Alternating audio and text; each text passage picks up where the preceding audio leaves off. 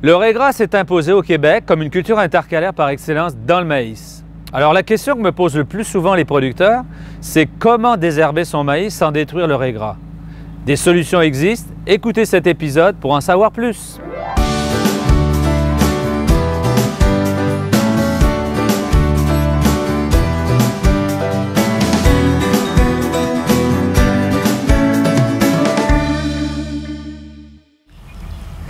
Alors tout l'enjeu réside en un compromis entre l'efficacité du désherbage de la culture principale et un bon développement du raiegras entre les rangs.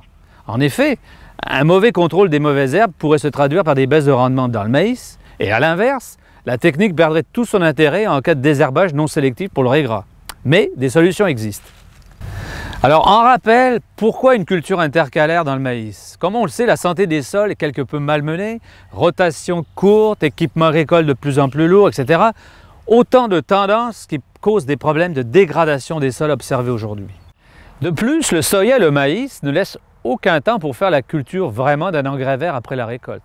C'est pourquoi, depuis de nombreuses années, les chercheurs essaient de trouver la bonne plante qui arriverait à pousser dans les champs de maïs, et avec le raiegras, ils ont trouvé un bon filon. Alors on peut citer 5 bonnes raisons pour semer du raiegras dans le maïs. Améliorer la santé du sol, augmenter la portance du sol à la récolte, protéger le sol contre l'érosion, absorber l'azote résiduel du sol et ameublir le sol en surface. Et maintenant, abordons le désherbage.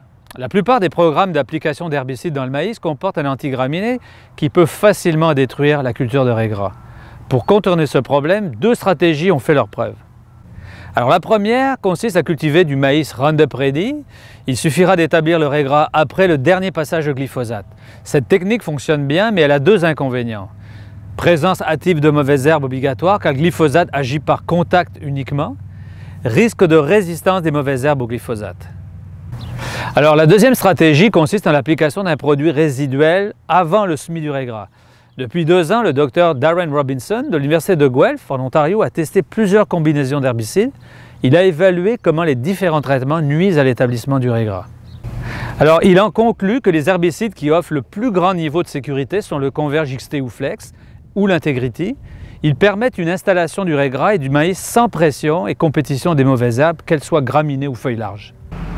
Alors, comme on vient de le voir, cultiver du raiegras en culture intercalaire dans le maïs est une technique qui s'inscrit dans la tendance actuelle d'une agriculture durable. Ceci dit, il est important aussi de préserver le revenu à l'acre et bien désherber sa culture intercalaire est primordial. Comme on vient de le voir, des solutions existent. Visez plus haut!